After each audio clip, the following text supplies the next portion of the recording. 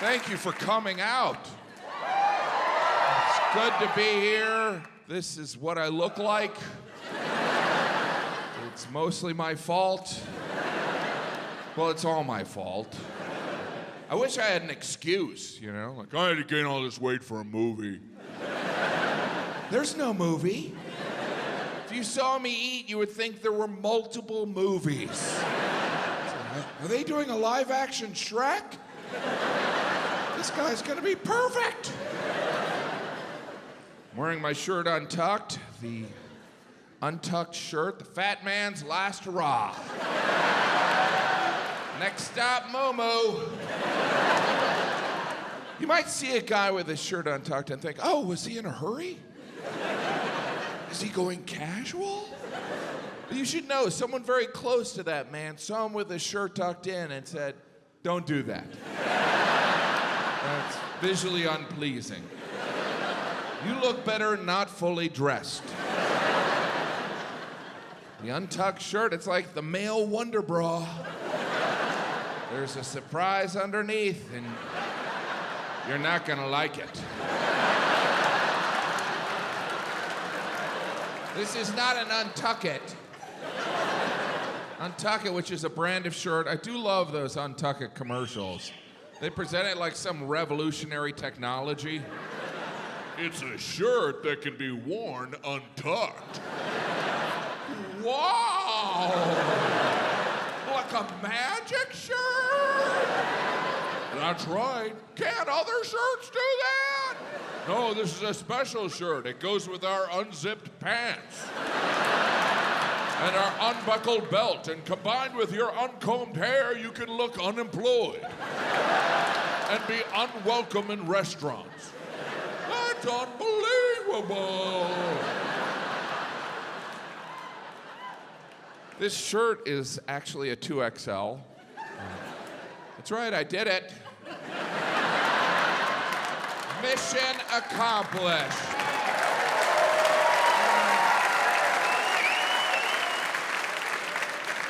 There should be a moving up ceremony for when you hit 2XL.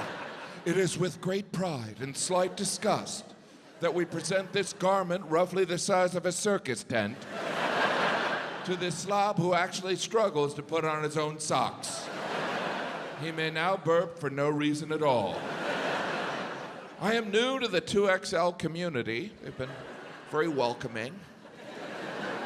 Did some research. You know what the size after 2XL is? Kill yourself. No, it's 3X. Triple X. That's pornographic. It's so fat, it's obscene. Triple X does sound like some fat-on-fat action. Oh, yeah. Oh, yeah. And I'm heading there, hopefully by the end of the show. I don't know what happened. All I did was eat abusively for 40 years. And suddenly I'm fat? That doesn't seem fair. I am now at the size, when I go in clothing stores, salespeople look at me like, we got nothing for you. And you can't use our bathroom. When I go out to eat, if I order a salad, the waiter's always like, "Aww, look at you try." I'm always afraid he's gonna gather the whole staff. The fat pig is trying. The fat pig is trying. Hi. I've always talked about my weight and my stand-up, but in the past, after shows, if I ran into audience members, they'd be like, Jim, you're not that fat. You're not that fat. But now after shows, people are like, good show. You nailed it.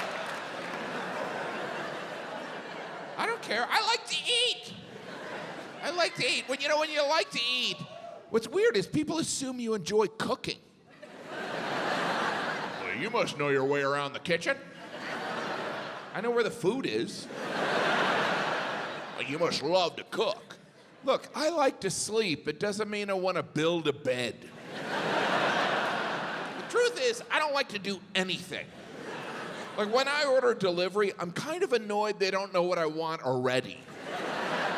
What do I have to do, everything? I did lose some weight last summer. Thank you. Thank you. I did. Well, I had my appendix removed. It still counts. I didn't know what the appendix was, and since I'm an idiot, I just pretended like I did. The doctor was like, "We have to remove your appendix." And I was like, "Both of them?" Luckily, he thought I was kidding. He's like, "Ah."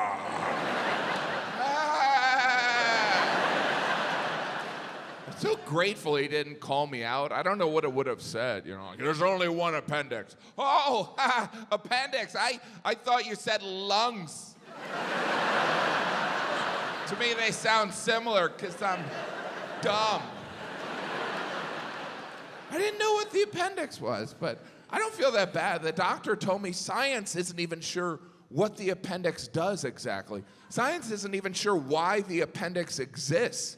And I heard that and I was like, oh my gosh, the appendix is like a Kardashian. It is.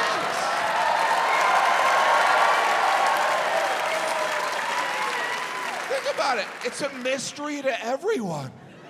But for some of us, causes excruciating pain and needs to be removed with a knife.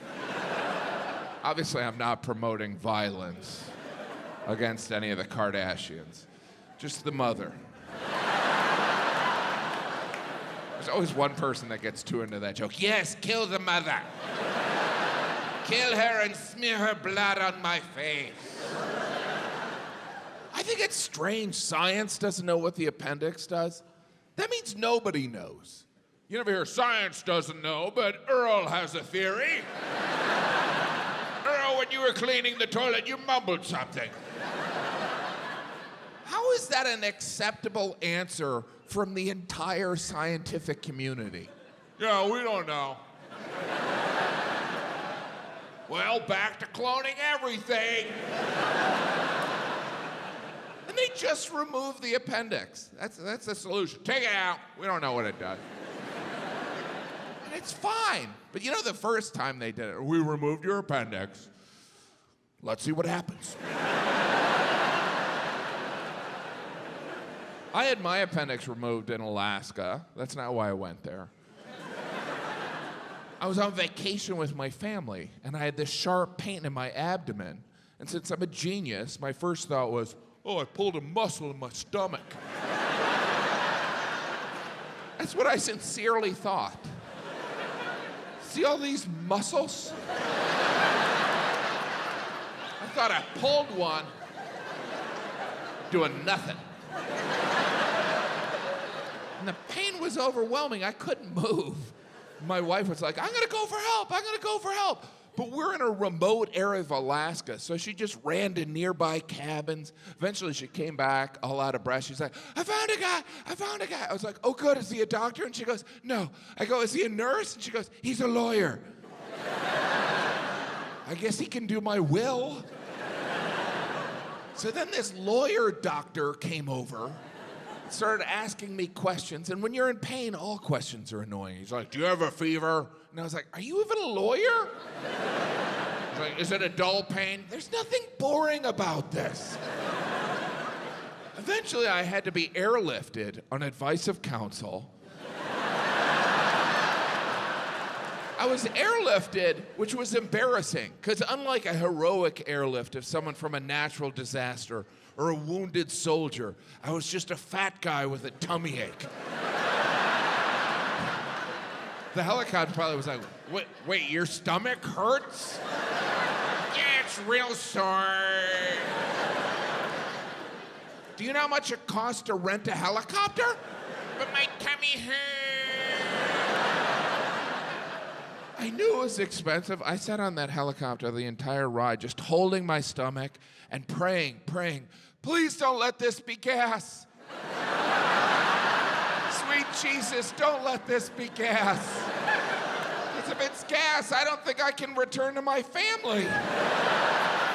Hey kids, Daddy's back, had some gas.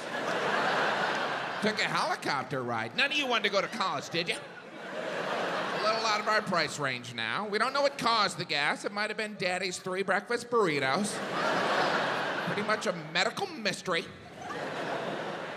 I was airlifted to the closest hospital. They removed my appendix. They did a good job. I mean, I'm female now.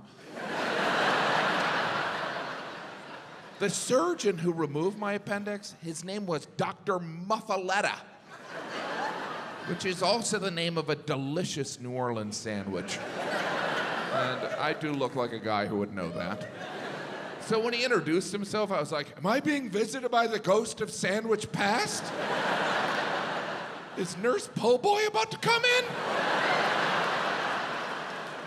I woke up after the surgery, covered in Mardi Gras beads. No, I woke up and there was a nurse standing there and she was like, the surgery was a success. Just let me know if it hurts when you pee. And I was like, where's the appendix? How exactly did you remove it? This doesn't sound like a success at all. Then she explained right before the surgery, they inserted a catheter. I didn't know what that was, so I was like, oh, okay. Then I started piecing it together. Hurts when I pee, catheter. I'm suing this hospital. You'll be hearing from my lawyer, doctor. What monsters. If given a choice of peeing all over myself or having a tube inserted in my penis, I'll take the pee shower.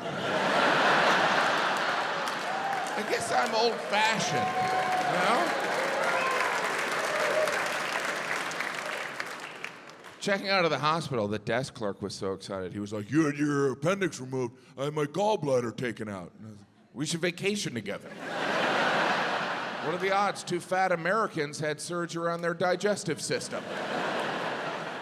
I was released from the hospital the day after the surgery. They gave me painkillers. They also instructed me to do some walking, which I assume was part of the recovery, but it kind of felt like a commentary on my weight.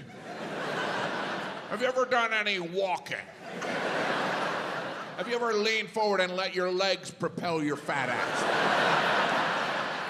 Let's take a break from your motorized scooter. And I was in Alaska, so I thought this was perfect. So I returned to my family, and we immediately went on a hike. And it was great. Alaska's beautiful. My kids were having fun. I was pretending like I enjoyed being outside. And then suddenly we saw a bear like 500 yards away, this huge brown bear, like way bigger than a gummy bear. And I was so excited because I watch nature shows, but I had never seen a bear in person. So it felt like a celebrity sighting. I was like, oh my God, I've watched you on Animal Planet. It's so much taller in person. Can we do a selfie? But unlike a celebrity sighting, there was the risk of death. Like you never hear, we're in a restaurant, Tom Hanks walked in, and then he came over and murdered my family. That never happens. But the bear was far away, so I took out my phone and I started taking pictures, and then suddenly the bear stood up, roared, and looked right at me. Started creeping towards me, tilting his head back and forth, almost like he recognized me. That guy looks like Philip Seymour Hoffman. I was terrified. Luckily, we were with a tour guide, and I looked at him, and he goes, don't worry, I have bear spray. And I was like, do you have anything stronger? Like a bear gun? Because I don't think this bear's approaching to get his hair done. And the bear kept coming. And then suddenly the tour guide goes, okay, I want everyone to start walking backwards slowly. Walk backwards slowly. I guess so the bear could catch up. So we started walking backwards slowly. By then, the bear was in a full sprint. I had surgery 12 hours ago, so I smelled delicious. I was also sunburned, so I probably looked like a giant land salmon. The bear couldn't believe his luck. Like, I'm not gonna have to eat for a month. I was like, I'm gonna die. I'm gonna be eaten by a bear. Which is ironic, given how many animals I've eaten. So I started humming Circle of Life and continued walking backwards slowly. I should point out, it's not like we were walking backwards slowly to a car or a cabin. We were walking backwards slowly to nothing. It probably looked like we were teasing the bear, like, come and get it, Mr. Bear. Are you looking to get a little grizzly? Craving a little 2XL, are you? And before you knew it, the bear was upon us, and he killed us, and we died. such a bloody mess. No, what really happened is at one point the tour guide pulled out this thing. It looked like a pen. I was like, great, he's gonna ask for the bear's autograph. And I learned later on it was a bear flare, and he squeezed it, and this tiny fireball went out towards the bear, and I was like, oh good, something to anger the bear. But the fireball bounced off the bear stopped, and then just ran the other way like it forgot something at home. And we all looked at each other like, oh my gosh, that just happened.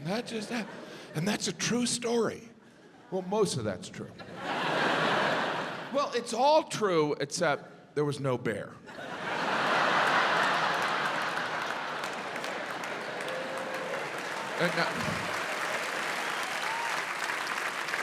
There was a bear.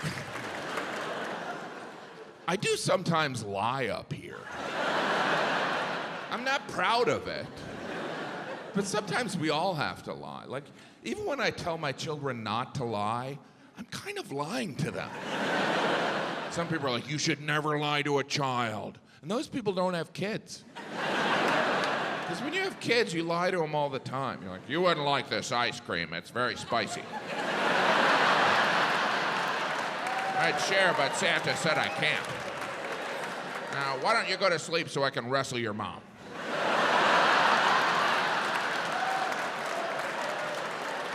I'm not encouraging lying. I'm just saying there are times when you need to, right? Like if you're late to meet someone and you see that they're already angry and you don't have an excuse, you have to lie. Because if you told that person the truth, they would never speak to you again. You gotta be like, hey, I gotta come clean. I just couldn't motivate to get going. I mean, eventually I could. What I'm trying to say is I don't value your time. I've identified there are 2 times when it's socially acceptable to lie. To spare someone's feelings, it's okay to lie. It's also okay to lie to cover up a murder. Allow me to explain. When we discover someone's a murderer, we also learn they've done some fibbing. But we tend to focus on the murder part. You never hear, I'm angry he killed that guy, but frankly, I'm more upset about the lying. It's the dishonesty that bothers me. Some trust has been broken. Speaking of lying murderers, I watch a lot of Dateline. I don't want to brag. Some other winners out there. If you're unfamiliar or you have a life, Dateline is a news magazine show, like 60 Minutes, but at one point, Dateline just went all in on murder. And it's usually spousal murder. Like if you watch Dateline, it appears most marriages end in murder. Every episode starts the same. They had the perfect marriage. But you know someone's getting killed. A husband, a wife, sometimes they'll get someone else to kill their spouse, which seems impersonal. It's like you took a vow, do it yourself. Anyway, I was watching this one episode of Dateline about this guy who murdered his wife. It was gruesome. I was watching with my wife on our anniversary. My wife didn't care. I mean, she wasn't thrilled I was taking notes. What are you writing down? This guy's just sloppy. It's like he's trying to get caught. If anything, this guy's plan was foolproof. What he did on his anniversary is he threw a party for him and his wife, and they invited all their friends so that they could see how happy they were. And then the next morning, he took his wife fishing. He rented a boat, he brought a cooler, some tackle, 3 concrete blocks, and a tarp. You know, for fishing. And he would have gotten away with the whole thing. But 3 months after his wife disappeared at sea, he got engaged to a stripper, which is kind of suspicious. And to celebrate their engagement, they dropped acid, as tradition would have. And while tripping on acid, he admitted the whole thing to his fiancée. And she turned him in because she didn't appreciate the dishonesty.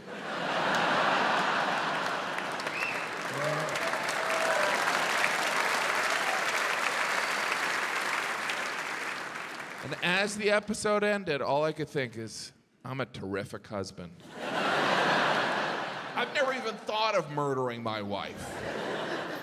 Well, I've never made plans to murder my wife. Well, I don't own concrete blocks. I can see some of you are like, Jim, I don't like the murder jokes. I don't like them. But wouldn't it be great if in a week you learned I was a murderer? Because then you could brag. You could be like, oh my gosh, we were at the taping for a special. And he had all these jokes on murder. Were they good? Not really, no. He was better at murder than comedy. If you know me, I would do anything for my wife, and that's part of my alibi. No,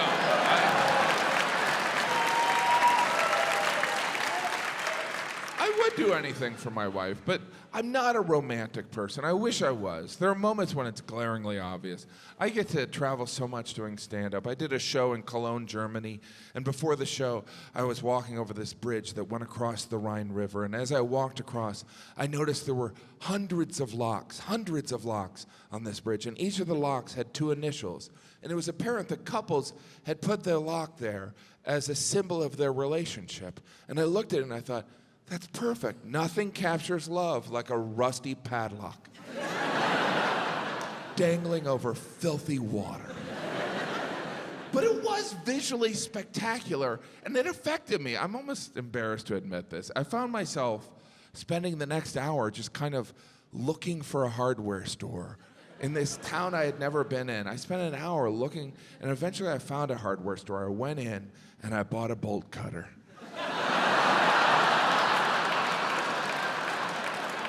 And I went back, and I started snipping off the locks. And with each snip, I said, it's over. Over. You're free. And people were giving me dirty looks. Now, what a grand romantic gesture, right? But you know the first guy who did that was a psycho. Like, his partner or girlfriend was not a willing participant. He was like, you're probably wondering why I brought you to the middle of the bridge. In March, I'm gonna do something you'll never, ever forget. She was like, oh my gosh, are you gonna jump? No, I wanna put this lock here. I'll put it here as a symbol of our love. And soon others will do it. And the bridge will be covered with locks. But you'll know that the first lock was a symbol of our love. And the woman was like, is that my bike lock? Not anymore. Jim, that's a sad story. Recently, I was invited to a surprise birthday party. It was a surprise birthday party for a dog. That's right, I have friends that are mentally ill. I went. It was in my apartment building, and I needed the material. And to be fair, the dog was surprised. Didn't suspect a thing. Dog didn't know it was his birthday. The dog didn't know it had a birthday. The dog wasn't sure why people were in the apartment. It was the dog's third birthday, which in dog years doesn't matter. Someone made that up, and we just went along with it. Oh, 1 year equals 7 for doggies? Okay. When I see a dog, I'll do math. That's not fulfilling some dog need. You know, there's not a dog sitting in a bar right now going, I'm not 3, I'm 21. I can legally drink. That's not how dogs keep track of time. If you have a dog, you know they don't keep track of time. You've left your home, forgotten something, walked back in, only to be greeted by your dog like you've just returned from war. They're back! It's a miracle! They're back after I don't know how long, because I'm a dog!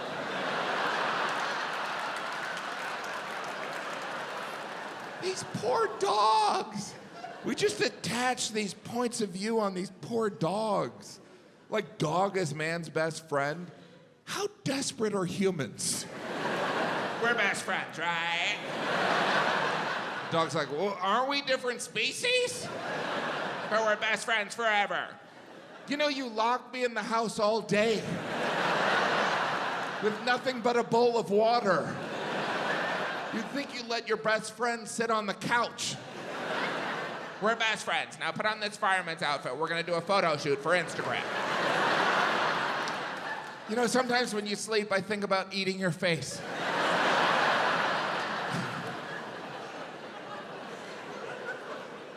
But I get it. I love dogs, too. I love animals. We all have the friend that announces they love animals in a way that implies the rest of us are drowning kittens. Yeah, but I love animals. Well, that's a pretty exclusive group of just you and anyone who's not a serial killer. Yeah, but I just get along with animals better. Or humans don't like you.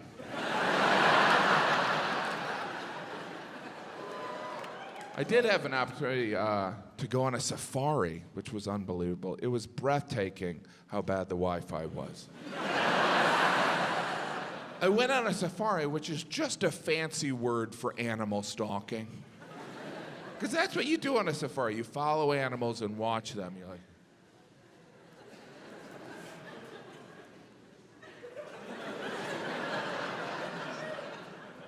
Beautiful. It's a good thing these animals can't report us to the police.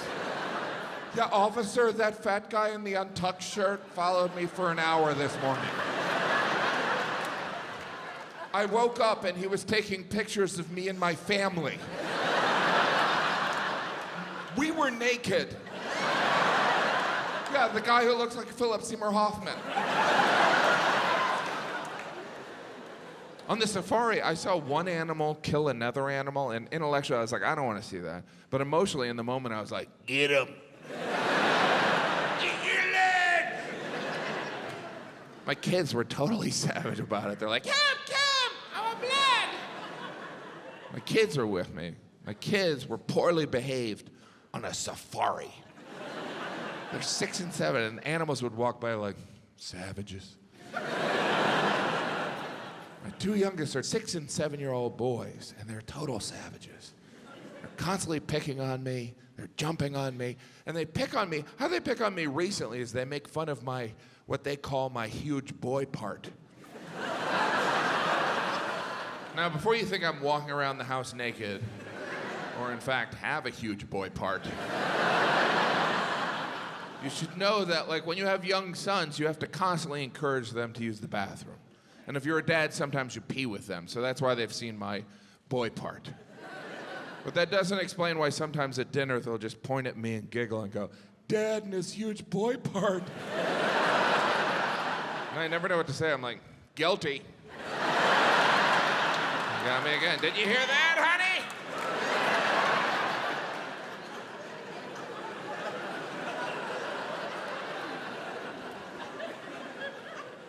Lovely weather out there.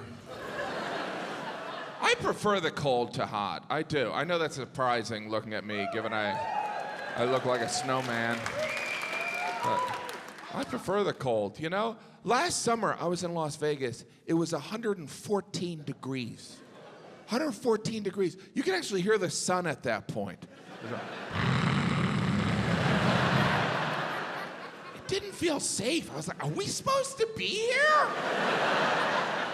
114. Like, you're never at a friend's house. You're like, warm in here. Yeah, I set the thermostat to 114. That's how I like it. I'm part lizard. Thermostats don't even go up that high. Meat thermometers do. I think God is just cooking people in Vegas. Oh, no one's smoking. I love smoked meat. It was 114 degrees, which was shocking, but not as shocking as how casually Las Vegas residents just went about their day in that heat. It was like, you were like, let's play Frisbee, time to walk the dog. I was like, get inside! The earth is on fire! Get inside and beg for God's forgiveness! You've obviously angered him! That's why Vegas is called Sin City. It's the same temperature as hell.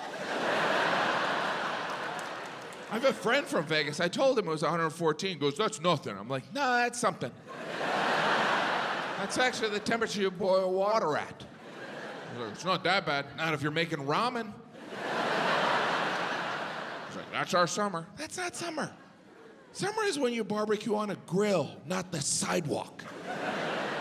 It's so weird to be places where summer is the enemy. Like in the Southwest, they talk about summer like it's an ex-lover they never want to see again. We gotta get out of here before summer gets here. Last year I couldn't leave my house when summer was here. You ever notice the further north you go, the more obsessed people are with summer? Like in February, I was in Bangor, Maine, and everyone was talking about summer. Everyone I met, they're like, you gotta come back during summer, you gotta come back. Which is a strange way to greet someone. Hi, how are you? Come back later. And it was everyone. You gotta come back during summer, you gotta, yeah, but I'm here now. Just make sure you come back. I didn't want to come the first time. But I love how northern cities sell summer. They're like, summer here is unbelievable. It's perfect. For 1/12 of the year, it's ideal. Otherwise, it's a tundra filled with alcoholism and depression. But for those 13 odd days, it's worth it. I did nothing today. Didn't feel any pressure to do anything. Some places you feel like a pressure to do something, like St. Louis, you gotta go see our arch. I don't want to. Go look at our arch. Why don't I just go to McDonald's and see 2? San Antonio, you gotta go to the Alamo. I was gonna nap. Now you gotta stand outside in blistering heat and look at a building. Can't I just say I forgot about the Alamo? You know who didn't want to go to the Alamo? The people who died at the Alamo. I bet their last thought was, I wish I didn't go to the Alamo. I thought it was a rental car company. Can you imagine that level of bravery? 187 Texans fought 2,000 of Santa Anna's finest Mexican troops, and at one point those 187 Texans just decided, we should just fight till we all die. Like if I was there, I would have been like, excuse me, I love the idea of Texas too, but have you tried this Mexican food? It is delicioso. I propose we remember the guacamole. Of course, Vegas, the big assignment, is to gamble. Nobody ever admits they gamble when they go to Las Vegas. You going to Vegas? You going to gamble? I'm going to see shows. You're not going to gamble at all? Well, if I walk by a poker table, I might sit down and lose $10,000. I'm mainly going for the shows. We don't like to admit we gamble. People never admit. They're like, I'm not gambling, I'm just pulling this lever. I like to pull levers. It's a good arm workout. I'm not gambling, I'm just watching these horses run and letting the winner determine if I keep my home. We are a country that loves to bet on horses. Every spring we track the 3 races of the Triple Crown, and every spring I always have the same thought. We're still doing this? Is Woodrow Wilson president? But people love the Triple Crown. The Kentucky Derby, where people bet on horses while they're dressed like characters from Gone with the Wind. It's like prom for gamblers. Do you like my hat? I'm living in my sister's garage. Because I have a debilitating gambling addiction. Shall we have another mint julep? They always announce the winner of each race on the news. You can always tell the horse was named by a guy on his 8th wife. The horse is always named like Viagra's Revenge. Alimony be damned. They show a picture of the winning horse on the news. They could show us a picture of any horse. We wouldn't know the difference. I don't know what we're supposed to do with that horse image. It's not like we're gonna run into that horse in a bar. Excuse me, did you win the Kentucky Derby? I did, I won the Kentucky Derby. Now I'm in a bar enjoying a Hefeweizen. There is the classic photo of the winning horse, right? They're always wearing that huge horseshoe wreath of flowers they stole from someone's gravesite. Standing next to the winning horse is the owner of the horse, who did not train the horse, did not ride the horse, and based on body language, has never really met the horse. There the owner stands, looking like they've never paid taxes. Sitting on top of the winning horse is the jockey, who's dressed like he just came from a local pride parade. They always interview the jockey expecting some insight. They're like, how'd you win? The jockey's like, I whipped the horse and it ran. It's very rare for a horse to win all 3 races of the Triple Crown, mainly because they're horses and they don't care. Mostly they just want someone to stop whipping them because they're horses. I didn't know this. After the Triple Crown, all those horses retire. They retire at the age of 3. Which feels early. They retire, and then they're sent out to stud. Those horses get paid to have sex, which in some ways is better than winning the Triple Crown. That's like the quadruple crown. That's got to be an adjustment for those horses. Like, hey, remember when we whipped you and we wanted you to run? Well, now when we whip you, we're going to have you do something a little different. How many horse jokes is this guy going to do? I never thought I'd miss a murder joke. There's a lot more horse jokes. And if you haven't noticed, I know nothing about horses. I don't horseback ride, mainly because I prefer to be comfortable, and it's not the 1800s. I'm sure the horses aren't thrilled either. They're like, why am I carrying you around? I saw you drive up in a Honda Civic. But people like the horseback ride. I have a friend, she told me the reason she enjoys horseback riding is because she loves horses, which seems like a strange way of expressing love for something. Making it carry you around on its back. I mean, I love my great Aunt Katie. I'm not gonna make her carry me around on her back. Not anymore, yeah? I don't even know why we have to specify that it's horseback riding. Other people are like, hey, you want to ride a horse? What part?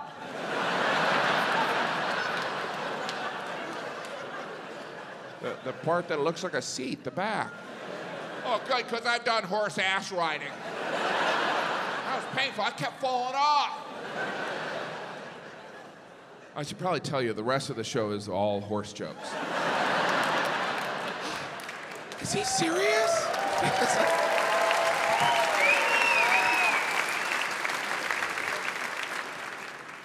There are different types of horses. He's gonna keep going, isn't he? You know, there are breeds of horses, right? Which is different from horse breeding. I don't know if you've ever seen 2 horses breed, but that'll keep you awake at night. If you've never seen 2 horses breed, do not YouTube it. Do not YouTube it and print out still images. Don't do that. Don't affix your face on one of the images and show your wife think it's funny. She won't think it's funny. But that says more about her than you. What was I talking about? Horses. It's strange how we treat horses. We give horses shoes. I don't even know if horses need shoes. You never see a horse in the wild walking around like, ow, ow. Wish I had some damn shoes. We give horses shoes that are metal. Metal? That's worse than Crocs. That must be hard to shop for, right? Do you have anything in metal, but not a slip-on, something I could nail to my foot? That's what we do, we nail it to their foot. And when we're not doing that, we're literally tossing the horseshoe around as a game. The horse must be like, what the hell are you doing with my shoes? Probably looks like we're taunting the horse. Hey, horse, why don't you come and get your shoes? Go and grab it all you can because you don't have hands! The horseshoe, a symbol of luck for everyone but the horse. I don't know if this is true. Someone told me that when horses are sent out to stud, some female horses will wear high heel horseshoes. Makes them more confident. I'm gonna be paying for this later on, huh? Oh, and I've been on my feet all day. That's gotta be the end of the horse jokes. Horse people, and I'm not talking about people that are half horse, half human, which are centaurs, and they don't exist anymore, right? No, people who own horses will tell you that the horse can't even feel the nail going in their foot. Not that anyone's ever heard a horse go, that's fine, hammer away. Next time, glue, just don't tell me where you got the glue from. Oh, that was too edgy? There's no horses in here. There's not a horse in the front row going, hey, take it easy on the glue, Joe.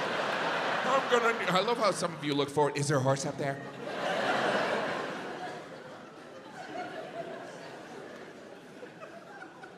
It's strange how we treat horses, you know? The most shocking way we treat horses is when they break their leg, we shoot them.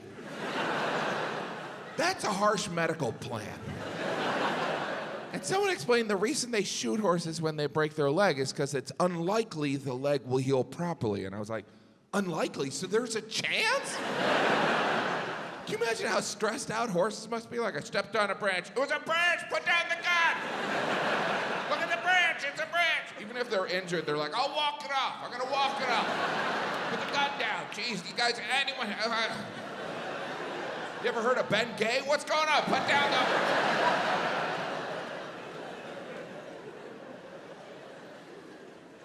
I can see on some of your faces that you would frankly prefer if I did more horse jokes.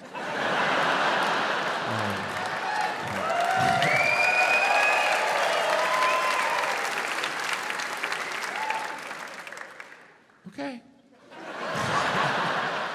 It's odd how we treat horses, because we live in this era where we treat our dogs and cats as family members. People are always trying to get their dog on an airplane. You know, it's just a matter of time before someone brings a horse on a plane. Are you kidding me? This is my therapy horse. He keeps me calm on the flight. Oh, we'd like to welcome our silver medallion members to board. And anyone traveling with a farm animal, you can board at gate 47. Feel free to grab some sugar cubes that we've...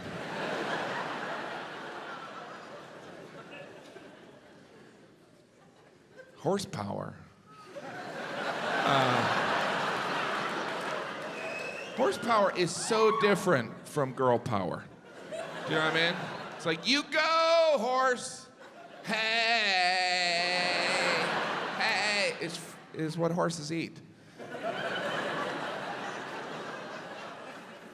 Okay, I can tell at this point there's probably 1 or 2 or 300 of you that are frankly annoyed by the horse jokes. And I want you to know that your annoyance gives me pleasure.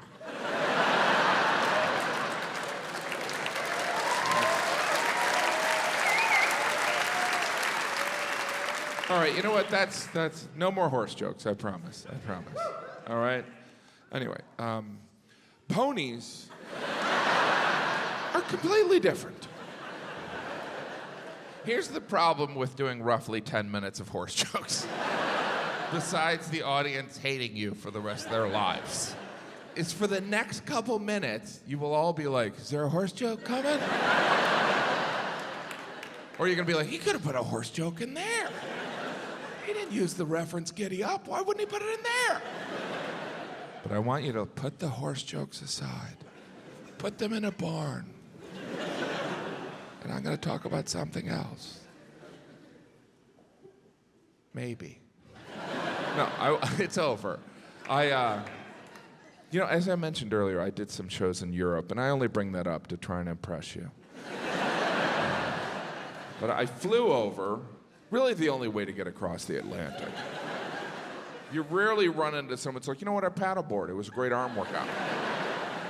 I flew over. That transatlantic flight wipes people out. People are a mess. They're like, I need a day. The flight doesn't sound that hard. It's like, oh, it's brutal. I had to sit and watch 2 movies. I felt like I was being waterboarded. I need a day. It's flying back, 3,000 miles, 7 hours. We landed. The guy sitting next to me was like, that took too long. It used to take 6 weeks on a boat if you survived. That's how long it took Columbus to get from Spain to the Western Hemisphere, 6 weeks. But you know, once Columbus got here, it was like, I need a day. I am so boat-lagged. Give me a day and I'll get right down to murdering and plundering. Jim, don't bring up Columbus, you're too white. But Columbus, that's part of our history, right? Columbus ushered in all these people that came to the Western Hemisphere, and some of them did bad things. But humans have done bad things throughout the world. Like in Australia, the way some of the settlers treated the Aboriginals, it was not nice. It was not a g'day. In fact, it was a series of bad days or bidets. In New Zealand, the settlers shared the land with the native people, the Maori people, a very noble warrior-like people. But the Maori weren't even the first people in New Zealand. The first people in New Zealand were the Maori, and then the Maori came and ate them. Not even making that up. That's the most intimidating thing you could do to your enemy, right? Like, oh, you're gonna kill me? Yeah, and then I'm gonna grab some mayonnaise. What do you need? Oh. Could you imagine those initial English settlers in New Zealand? Because the British had conquered the world. They had colonies on every continent. So by the time they got to New Zealand, they're like, we've done this before. Let's meet with the locals and take over. So they met with the Maori, and they're like, so what happened to these Maori people? Did you kill them? And they're like, yeah, and then we ate them. The English were like, we were thinking we could share the islands. You want to share? You're not hungry now, are you? You know what? Get them some shepherd's pie. Tell them it's made out of shepherds. Jim even makes colonialism about eating. They were cannibals. By the way, at one time, all human civilizations were cannibal, which means back then it meant something different when someone said, I'm craving Indian or Thai. I can see how you want to be offended, but there's no reason. When I was in Europe, I tried all the local specialties, you know. Norway, I tried reindeer meat. I was in a Norwegian butcher shop in January, and they had a sale on reindeer meat, and nothing says Christmas season is over. Quite like a sale on reindeer meat. It's gotta be a tough day for Santa. It's like, I want to thank all you reindeer who helped this Christmas. Great job. Now, when I call your name, come with me into the smokehouse. In France, I ate so much cheese, so much delicious French cheese, and I feel like I'm still digesting it. My delicate American body couldn't handle the French cheese. And it's not like I don't eat cheese. Most of you are looking at me like, we think you eat cheese. We think you might only eat cheese. But the French, they eat cheese on a whole other level. In France, they make eating cheese an official course of the meal. So you'll eat an appetizer, then you'll eat an entree, then for no reason at all, you eat a bunch of chunks of cheese. Then you eat dessert. After that, you go to the hospital. And of course, I've eaten chunks of cheese before, just not in public. Or with pants on. Eating chunks of cheese, that's something I'm usually caught doing. My wife's like, what the hell are you doing? Nothing, honey. Hey. I remember the first time I had the cheese course, I'd eaten an appetizer, I'd eaten my entree, and I started eating the cheese course, and I heard my heart say, are you mad at me? Did I do something to anger you? My brain took over. It's all right, there's gonna be some sweating. Bowels, you can take a couple weeks off. Appendix, get ready to blow. Tried so many delicious French cheeses, and I couldn't tell you the name of one of them. And they would tell me the names. They're like, this is Jean Jean Jean. From the Jean Jean Jean region. And I'd be like, so not cheddar? Because I tried cheddar. You guys get cheddar over here yet? I like me some cheddar. Some of the French cheeses I tried were goat cheese, or as the goats call it, cheese. They're not caught up in your cow cheese bias. You know, when I see cheese, I don't even see an animal. I just see something my body can't process. I like goat cheese. I'd never looked at a goat and thought, I bet that would make good cheese. How do we even get to the point of goat cheese? Where someone like, this cow cheese is good, but see that dog that looks like it smokes meth?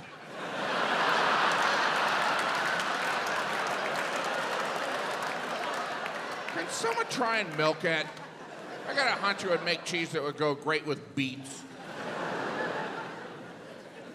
Those Europeans, they have a different approach to dairy.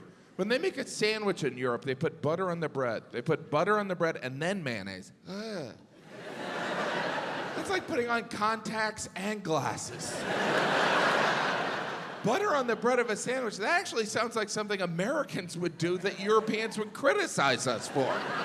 Those American pigs, when they make a sandwich, they put butter on the bread. No wonder they fat pig. That's a good impression of absolutely every European. I did love doing shows over there.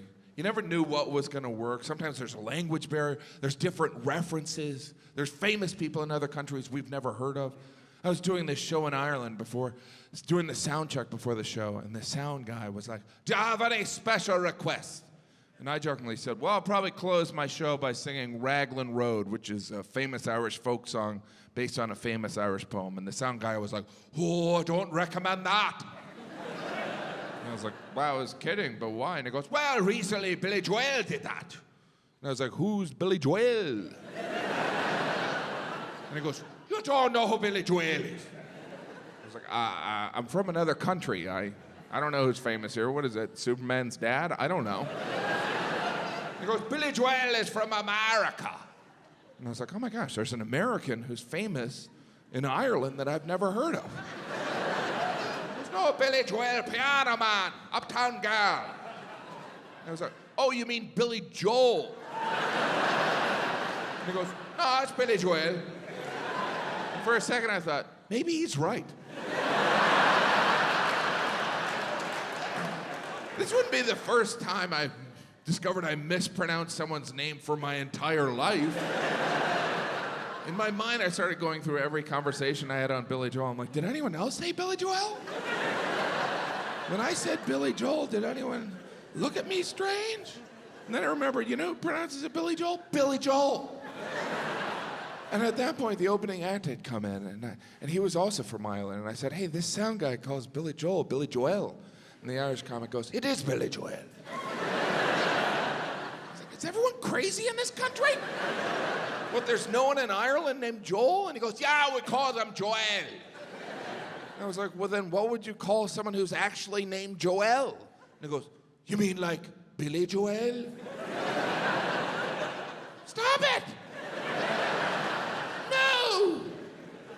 I loved Ireland. I spent 2 weeks there. One of the weeks I was in Donegal, which is a county in the northwestern part of the Republic. And I noticed something. Everyone in Donegal has a washer and dryer, but nobody uses their dryer. They're like, "That won't be necessary. We'll just hang that out to dry." And I was kind of skeptical, but I was staying with friends, and they offered to do my laundry. So they took my clothes, and they washed it, and they hung it out to dry. And I was kind of impressed, because after only 3 days, my clothes were still wet. Because what they've yet to realize is it rains every day in Donegal. It's like living in a shower.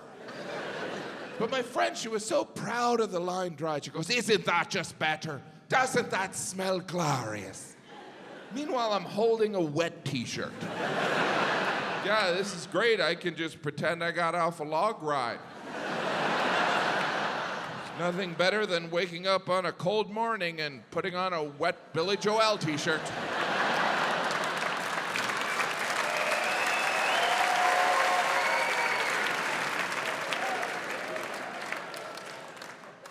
My kids were with me. In Amsterdam, I brought my kids to the Anne Frank house. I told some friends that, and they're like, "Aren't your kids a little young for the Anne Frank house?" And you know what I learned? They are. They're too young. But I wanted to bring them. You know, it's an important place. I want them to learn. So I brought them. We were standing outside the Anne Frank house, and I said, "This is a special, somber place. This is where Anne Frank, her family, and some friends hid from the Nazis for 2 years, and they couldn't speak during the day. And Anne also wrote this diary, so let's be respectful." My 6-year-old raised his hand, and he goes, "Do they have video games here?" And I said, "I'm going to need you to be quiet for the rest of your life." Bought tickets online to the Anne Frank house. I Googled it. The Anne Frank house has a Google rating of 4.4 out of 5 stars. Who's giving the Anne Frank house a bad review? It's like, "Yeah, wasn't that fun? It's kind of crowded, and there were no video games." Why do we feel the need to review everything? Nobody's going to Aunt Frank's house looking for hot dogs. I misread it. I thought it was Aunt Frank's house. I was getting ready to have me an Amsterdam dog. When I travel with my kids, we always try and do one educational thing a day. It usually involves going to a museum. And museums are great. They're important. But they're also exhausting, right? Acting like you're interested in that crap. There's so much pressure to be impressed in a museum. It's like, ooh, look at that, kids. Wow, that's a water fountain. What do we got over here? And I've been to all types of museums. You know, I've been to children's museums, which are really just museums of diseases your kids can get from other people's kids. It's like, why don't you go over there and see if we can get the chickenpox? In Stockholm, I brought my kids to a ship museum, the Vasa Museum. It was a ship museum, but it only had one ship, so it felt more like a ship garage. But that one ship, the Vasa ship, sunk on its maiden voyage in Stockholm's harbor in the 1700s, which is not good. But that's the largest attraction in Sweden. Most countries, their big attraction is a design marvel, like the Sydney Opera House or the Eiffel Tower. But Sweden was like, here's our boat that didn't float. This is why we make furniture that ironically floats. Often the museums are art museums, and those are the most intimidating, right? Because in art museums, they tell us what is the good art. We have no say in the matter. They're like, that's good art. Oh, okay. I'll take your word for it. They treat everyone like a child at an art museum. They're like, don't touch anything. Nobody touch anything. I wasn't gonna. Now I kind of want to. Everyone's speaking in hushed tones. Be respectful. We're about to look at the work of a madman. He painted this after he chopped off his own ear. Why are we whispering? Van Gogh's dead. Even if he was alive, he couldn't hear us. Recently after a show, someone came up to me, they're like, you know, it's not pronounced Van Gogh, it's pronounced Billy Joel.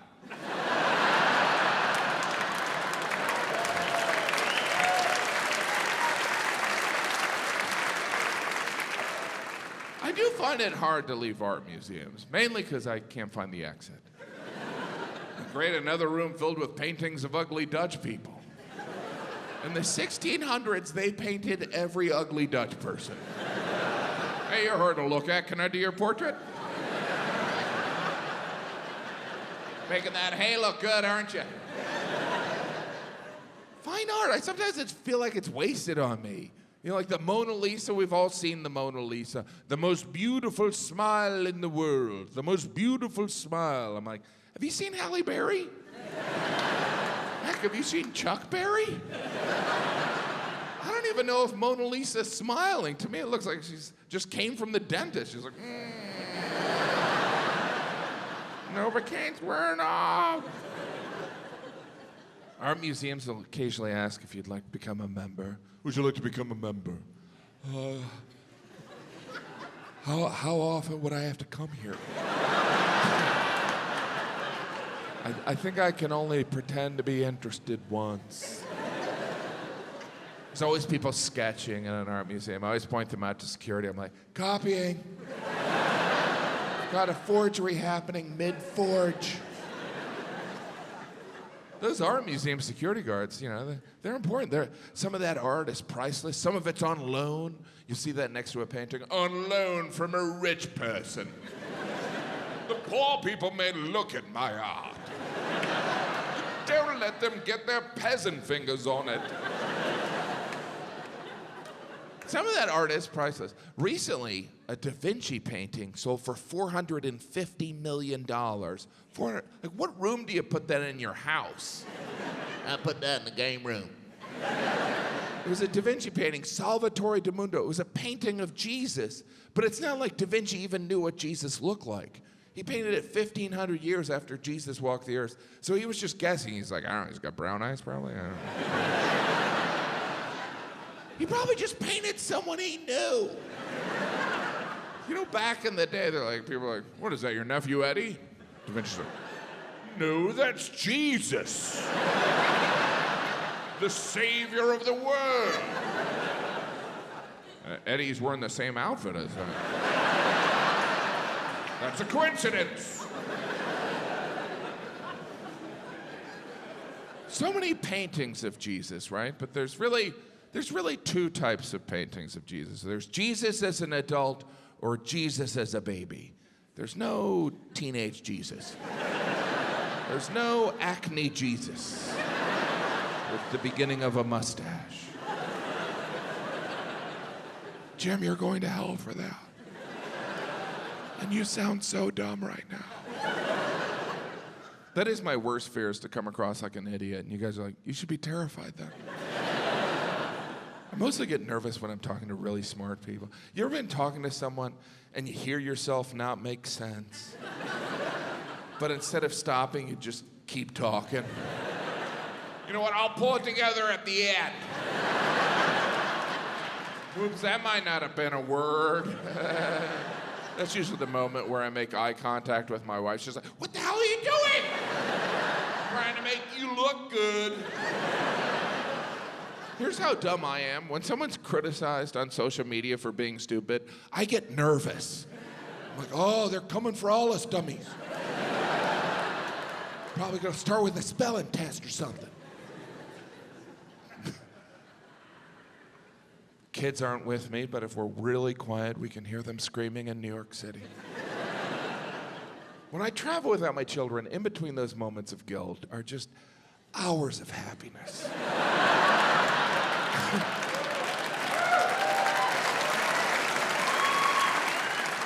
I mean, I love my kids. I just love them more when I'm not with them.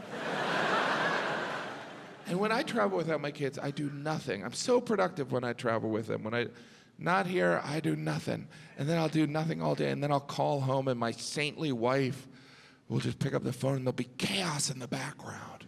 And she'll be like, what'd you do today? I'm like, what'd I do? Well, I got up, did that a couple times. Enough about me, what about you? And she'll put my kids on the phone, they'll be like, third grade's hard, and I'm like, it gets so much worse. But school is hard, you know? I try and be supportive in the morning. I'll be like, look, I know you don't want to go, but just remember, I never have to go to school again. Anyway, off you go, I'm gonna nap. I don't know, I wouldn't want to be a kid. I like the age I am. I wouldn't want to be a teenager. I wouldn't want to be in my 20s. I like being 30 years old. I try and schedule tours around school breaks. You know, like at Christmas one year, I did a bunch of shows in Florida. And my wife and kids came down. My wife's family also came down because they didn't want us to have a good time. I'm kidding. I love my wife's family. Did that sound believable? I do love them. They're my in-laws. That's a strange term, in-law. It's like, are you related? Legally. In a court of law.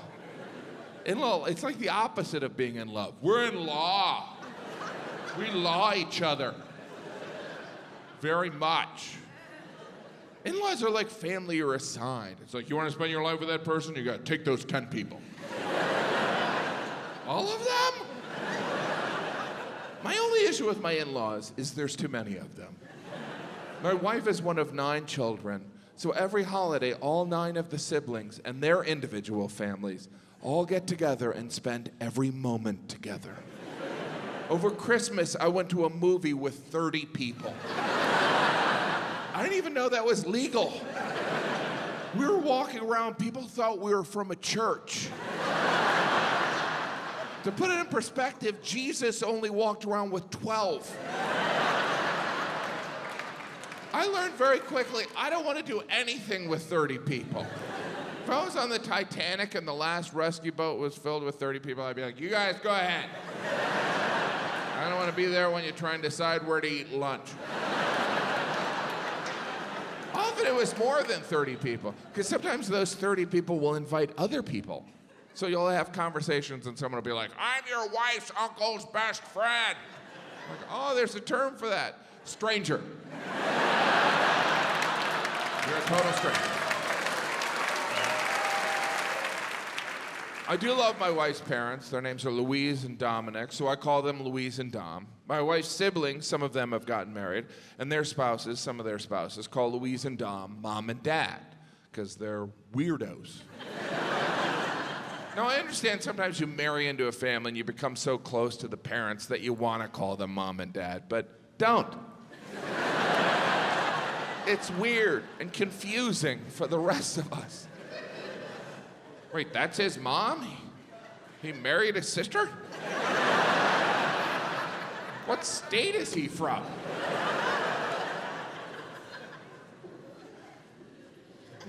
By the way, this is all prosthetic. After the show, it comes off. I just air it out. It's like, I feel so free when I get it off. You know what I mean? It's getting harder and harder to motivate to exercise. In your 20s, you're like, I want to be with someone physically fit, so I'll be physically fit. And then your 30s, you're like, I want to fight off aging. And then your 40s, you're like, it's over. And now I'm at the point where I look at morbidly obese people and I'm like, they seem happy. That's one way to live a life. I used to exercise to lose weight. Now I exercise so I can continue to fit in cars. Still a fitness goal. I've been in better shape in my life. I go in and out, it's been a while. Not last year, but the year before, my big accomplishment is I ran the New York City Marathon. Thank you. Thank you. Thank you. Half of you are like, no, you didn't. I did, you bastards. All right? I ran and completed. All right, fine, I didn't. But I thought about it. Which I guess is technically different than running it. Turns out I couldn't run the New York City Marathon because I didn't want to. Which is the main reason I don't do a lot of things. I just rarely admit it. It's like, hey, Jim, why don't you come to my birthday party? I didn't want to. We never really reply to invitations that way. Don't want to go. Completely available, just not interested. Really wish I wasn't there, so I won't be. I know people who have run the New York City Marathon. They always bring it up. They're like, yeah, I ran the New York City Marathon. I was asked, did you win? No, but I finished. What place you come in? I don't know. Sounds like you came in last. Really, what you're saying is you lost the New York City Marathon. If I were you, I wouldn't bring that up. But that's why some people run marathons, so that they can say, I ran a marathon, which to me is not a good enough reason. Heck, I can say I ran a marathon. In fact, earlier I did. Didn't feel good, it felt dishonest. I guess what I'm trying to say is marathon runners are liars. All of them. It's too far, it's way too far. 26.2 miles, that's too far to run, jog, or frankly drive, let's be serious. But you know what? I'm not a runner. Half of you are like, we never thought you were. At this point, we're not sure if you're a walker. But running is huge, right? There are stores just for runners. There's magazines dedicated to running. Runner's World, a magazine all about running. And if you thought running was boring, wait till you read about running. At this point, is there any information we don't have on running? Oh, you're supposed to use your arms when you run. What? I think I've been running backwards. No wonder I keep losing. The runner's high, I'm sure that's not a myth. Let me get this right. You're confusing exhaustion for high? Have you ever been high before? How can you confuse I can't breathe with joy? The runner's high. Has anyone ever used that as an excuse? Sorry, I ate all the chips, runner's high. Yeah, I ran a 10K in high school. I think I'm still high. But there's running, and then there's running a marathon. You know you have to pay to run a marathon? What? For the New York City Marathon, you have to pay $250 to run by yourself. 26 miles. That's some S&M stuff there. That's like the subplot of a Law and Order Special Victims Unit. You gotta pay that up front. It's not like there's like a toll system, like 13 miles, my chip, what is this, a chip reader? You ever see the beginning of a marathon? All the runners line up in their voluntary prison number. And then someone shoots a gun, red flag, and the runners disperse like Godzilla's approaching. Ah! Why is there a weapon involved in a foot race? Whatever happened to someone saying, go? All right, let's review how we're gonna start the marathon. We'll get all the lemmings lined up there, and then without any warning, Cooter will shoot his .357. In the air this time, Cooter. Then we'll just sit back, count the money, and watch some of them soil themselves.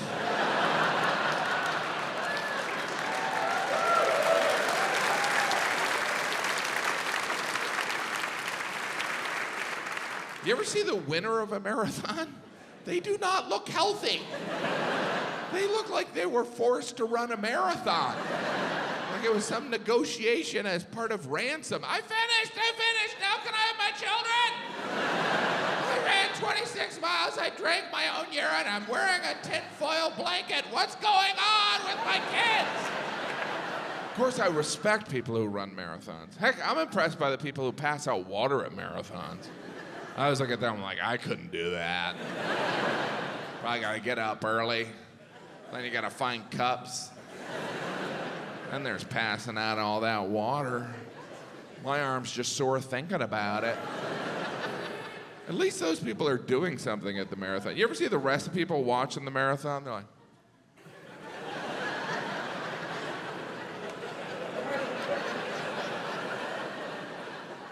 what is going on in your life? If you're watching strangers run a marathon.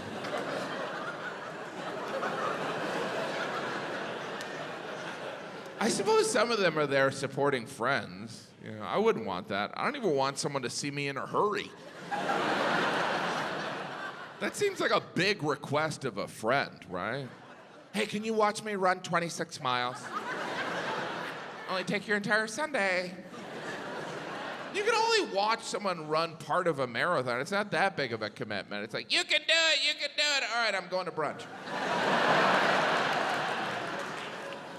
But you can watch someone run a marathon. You can't go into a health club and watch someone on a treadmill.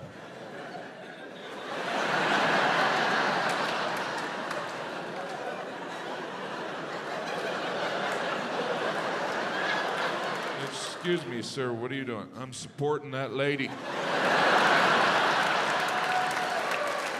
Do